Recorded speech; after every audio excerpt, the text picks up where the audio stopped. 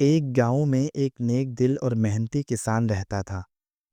اس کی زندگی کا بیشتر وقت کھیتوں میں کام کرتے، بیج بوتے، پانی دیتے اور فصل اگاتے گزرتا تھا۔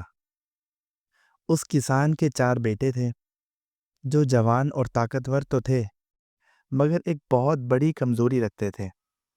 وہ آپس میں کبھی اتفاق نہ کرتے۔ وہ ہمیشہ کسی نہ کسی بات پر لڑتے رہتے، کبھی کھانے پر جھگڑا، کبھی زمین کے حصے پر، تو کبھی کسی چھوٹی سی بات پر ایک دوسرے سے ناراض ہو جاتے۔ باپ بار بار ان کو سمجھاتا، بیٹو، بھائی بھائی کا ساتھ ہی سب سے بڑی طاقت ہوتی ہے۔ تم اگر یوں ہی لڑتے رہو گے تو ایک دن تمہاری تباہی ہو جائے گی۔ مگر بیٹوں پر کوئی اثر نہ ہوتا۔ کسان دل ہی دل میں بہت پریشان رہنے لگا۔ عمر ڈھل چکی تھی، کمر جھک چکی تھی اور ہاتھوں میں پہلے جیسی طاقت نہ رہی تھی۔ اسے فکر رہتی تھی کہ جب وہ اس دنیا سے چلا جائے گا تو اس کے بیٹے ایک دوسرے کا دشمن بن جائیں گے اور ساری جائیداد برباد ہو جائے گی۔ ایک دن کسان سخت بیمار ہو گیا۔ اسے محسوس ہوا کہ اب زندگی کا وقت کم رہ گیا ہے۔ اسے ایک تدبیر سوجی۔ اس نے اپنے تمام بیٹوں کو اپنے بستر کے گرد بلایا۔ بیٹے فکر مند ہو گئے۔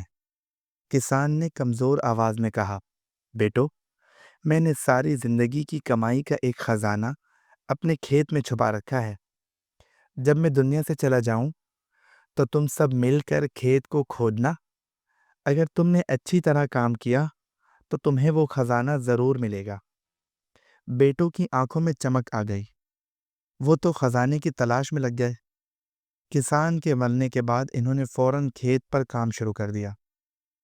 وہ دن رات کھیت کھودتے، مٹی ہٹاتے، ہر کونا کونا کھنگالتے، مگر انہیں کچھ نہ ملا۔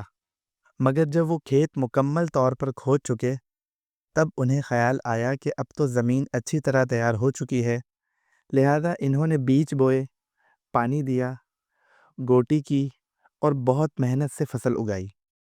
کچھ مہینے بعد جب فصل تیار ہوئی تو وہ اتنی شاندار اور بھرپور نکلی کہ گاؤں کے لوگ رشک کرنے لگے۔ تب بیٹوں کو احساس ہوا کہ اصل خزانہ وہی زمین تھی اور وہ محنت تھی جو انہوں نے مل کر کی۔ اگر وہ پہلے بھی مل کر کام کرتے تو ان کی زندگی پہلے ہی خوشحال ہو سکتی تھی۔ اس کہانی سے ہمیں بوڑھے کسان کی کچھ نصیحتیں ملتی ہیں، یعنی اتحاد میں برکت ہے۔ جیسا کہ جب لوگ مل کر کام کرتے ہیں تو بڑے بڑے مسائل بھی آسان ہو جاتے ہیں۔ محنت کا پھل ہمیشہ میٹھا ہوتا ہے، جیسا کہ خزانے کی تلاش میں لگائی گئی محنت ہی ان کے لیے حقیقی دولت بنی۔ سمجھداری اور حکمت کی بات کبھی رائیگاں نہیں جاتی، جیسا کہ بوڑھے کسان نے نہ صرف بیٹوں کو سبق سکھایا بلکہ ان کی زندگی بھی بدل دی۔